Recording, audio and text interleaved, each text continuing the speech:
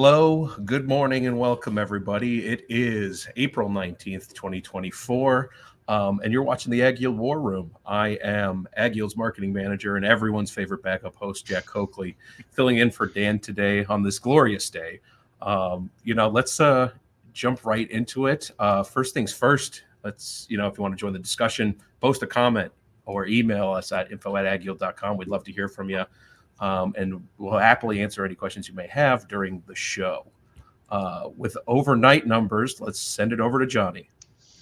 Yeah, thanks, Jack. Good morning, everyone. Hope everyone had a good week and at least got a little bit of seed in the ground. But markets are starting to rebound a little bit. Outside markets have been all over the map. But for grains, East corn was up 2 1/4 overnight at 462 1/4.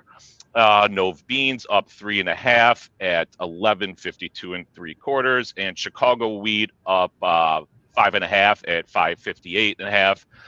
Stock market 600 off the lows. Crude oil's $4 off the high, and I think Dustin, you said gold is 40 off the highs as well. So dollars unchanged, but yeah, some volatility overnight for sure. So. Thank you for that, Johnny. With Ben, our usual geopolitical correspondent, out, we're going to send it over to Ryland for a segment I am now officially calling Ryland Around the World. Ryland, take it from here. Thanks, Jack. Yeah, I mean, I think the overnight volatility is pretty obviously directly related to Israel's retaliatory strikes against Iran. Overall, it just kind of seemed like there was a barrage of drones, missiles kind of fired overnight. And everything, it seems like, at least the reports stating that there was pretty minimal damage. Most of the strikes were kind of handled by their defense systems. So it seems like it's been a little bit of a back and forth here. And I don't know, coming into today, it looks like everything seems a bit cool right now. It seems like Iran came out and may have even stated that they don't plan on retaliating against this next attack as well. So I think just overall it does create a pretty high level of volatility, maybe some concern going into the weekend. The market's kind of cooled down after everything kind of stopped. So we're just kind of back to square one here with the stock market pretty virtually back to right where they opened yesterday. So we'll see going into the weekend if there's any changes there, if there's any escalation in that situation. But it looks like I think everybody's kind of on their toes trying to pick which market's going to be the big mover. At least in the grain side of things, it looked like wheat was really the most sensitive to these strikes. Just, I mean, they were up on almost 20 cents at one point. So I think that's something to watch, that these, at least wheat, I think, is kind of the global geopolitical focus from the trade right now. I mean, everything seemed to kind of react to it. Gold, silver, crude, you name it. I think most of the trade, at least that's going to be following this particular headline, is probably centered more around the energy markets. So other than that, that seems like that's going to be the talk of the town. That's really where the focus is going to be, especially over the weekend, as we get into Sunday, see if there is any further escalation or if other regions start to escalate the situation as well. Not necessarily just Israel and Iran, but I think that's something to keep an eye out as well. So I think at this point it's more of a headline trade, minimal damage. So I mean, if anybody else has any kind of thoughts on the situation, it seems like just overall that we're just kind of seeing two displays of force really, and not so much direct carnage, as it were, if these guys were really trying as hard as they could to destroy each other. Yeah, certainly. Ryland, the other thing that I think we've mentioned it maybe off screen a lot this week has been this leafhopper problem in Argentina. What are some of your thoughts there? Is this just social media noise or anything that more serious? I mean, I've heard about it. I'm not gonna lie. There's not that I don't have a good handle on the situation. I've just heard it brought up in social media and on some circles and from growers that have kind of been seeing the same headlines we have. It seemed like that Argentina's estimating a huge decline in crop value based on this, but we've seen this. at least these disease issues kind of crop up in headlines, whether it be armyworm in China, rootworm in Illinois and in Iowa. I mean, these are really hard to quantify just how widespread these issues are. Maybe Argentina has a really good handle on it. I mean, I'm not going to try to doubt any of their number or their research on this whatsoever. Something that's got to be monitored, I think, if it is a real issue. But as of right now, it seems like just the way that the market's trading, the way that beans, corn have been reacting to all the South American data, or at least, at this point, it's still going to be a massive crop coming out of these regions. I mean, Argentina government came out and pretty much just said there. I mean, even though the USDA is still on the high side at 55 million metric tons, they're still shooting for 49.7 million metric tons. So I don't think at this point that that's having a severe impact right now on those numbers, or at least what the market perceivably is trading. Unless, I don't know, Dustin, you got any thoughts on that at all? I mean, I really don't have a hard line into the leafhopper situation. Well, I just like the Buenos Aires exchange. They're projecting total production at like 49.5 million metric tons in their latest estimate, and we're in the USDA only dropped from 56 to 55. Right. So it's the question of, do you think that, the Argentinian locals have a better handle on their own crop than the USDA does? USDA has historically been very conservative on lowering production estimates. Right. What is the market trading is probably a bigger question. I think Justin mentioned it yesterday. There's definitely some things that have been fairly positive for corn developments that have been positive for corn in recent weeks. And perhaps some of the strength in that May-July corn spread could be a sign of that too, that things are starting to tighten up a bit after being so overly abundant for a while. So, here's the hoping on that. I have a hard time, when the market's acting so poorly, getting real positive in the market. Like the market is telling us something on flat price, and that it's just having a really tough time rallying, and funds are not, they're not willing to get out of their shorts yet. There's been no catalyst to get them out of their shorts. Not to say something like what happened overnight couldn't start that, right? We did have a very quick scare. It was lasted until about, in the early evening hours, big drop off in the stock market, big rally in crude oil, big rally in gold. And like you had already kind of went over, there was really not much damage done. And Iran, who had originally vowed an immediate attack, right, with a weapon they haven't used before, they kind of downplayed this whole attack, right? Obviously, they felt it wasn't a very serious attack on them either, where they didn't want to escalate it. So, if there is something that jumps up, that's a real geopolitical, mess that starts over there. What we saw with wheat last night, what we saw with corn, what we saw with crude oil, I think that might be something that could be a catalyst. Otherwise, there's not enough really right now with what we know about the market today that the funds have shown us that they're willing to get out for any reason. So right.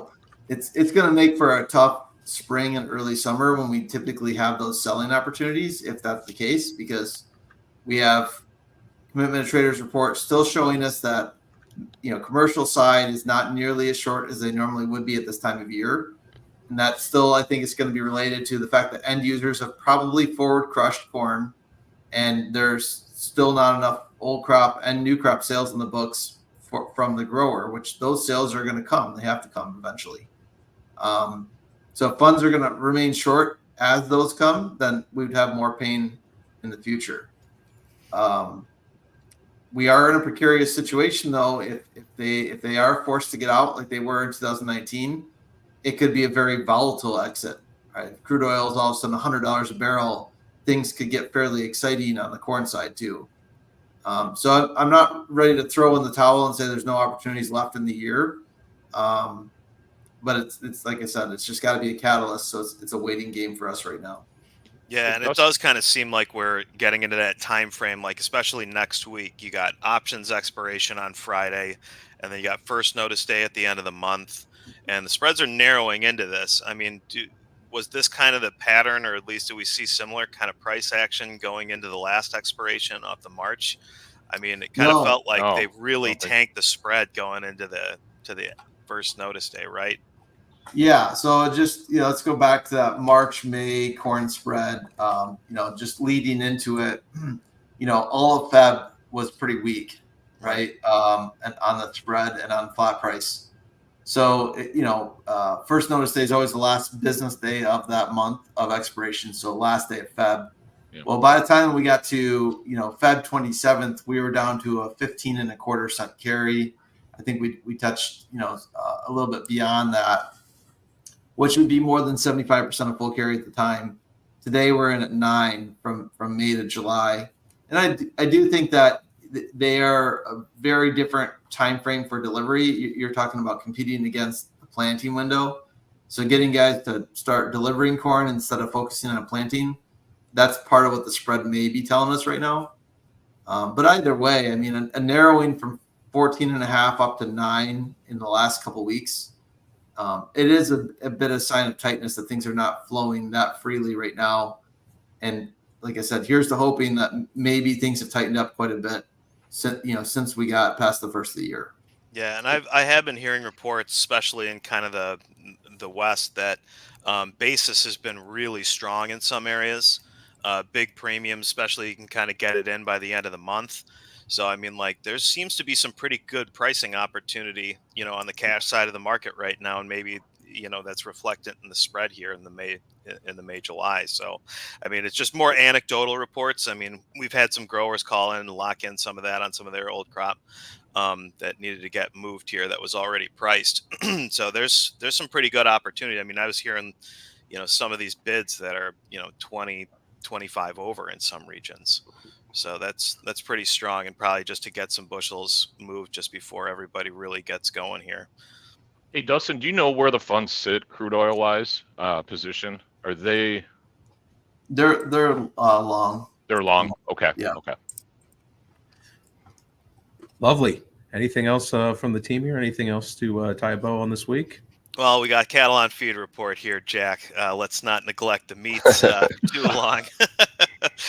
But yeah, cattle on feed report today. I think everybody at least is, kind of lying in wait. The market's been pretty firm going into this report as well. We got on feed expected at 102.1, placements expected at 93, and marketing's at 88.1. So really hasn't been any cash trade on the cattle side of things. Maybe just some very light trade at like 183 on the live and 294 in dressed.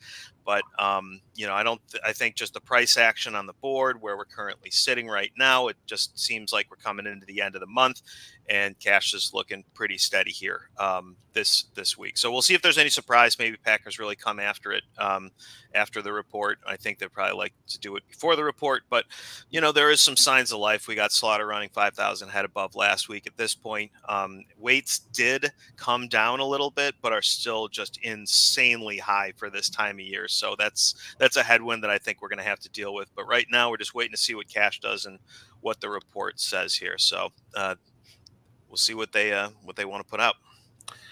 Favorite part. Here we go, Brian. Yeah, and as we're getting already in the comments section, people are worried. They're flustered that there's going to be no Fun Fact Friday. As always, we want the world. Brian, it's your time to shine. All right, thanks, Jack. Hope everyone had a nice week here. Hoping everyone has a great weekend. It's kind of a little this date in history kind of Fun Fact Friday here. April 19th holds a lot of historical significance. 1775 was the start of the U.S. Revolutionary War with the battles of Lexington and Concord.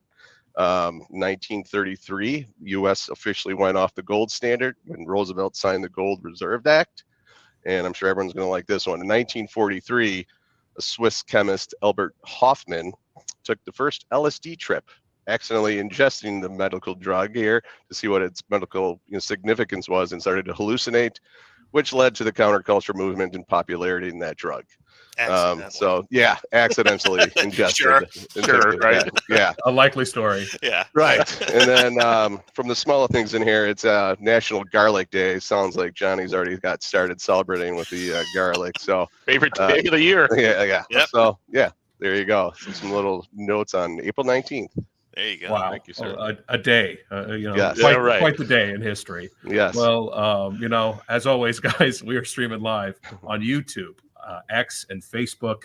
I appreciate the comment, and I appreciate everyone who tunes into us every week. Be sure to subscribe, and you can see all the other fun things we're doing on our YouTube page, whether that be testimonials, interviews with growers. Thank you so much. Have a great weekend. I appreciate everyone's thoughts today, and we'll see you Monday bright and early. Have a good one. Thanks, Thanks, Jack. Jack. Have a good weekend, everyone. Take care.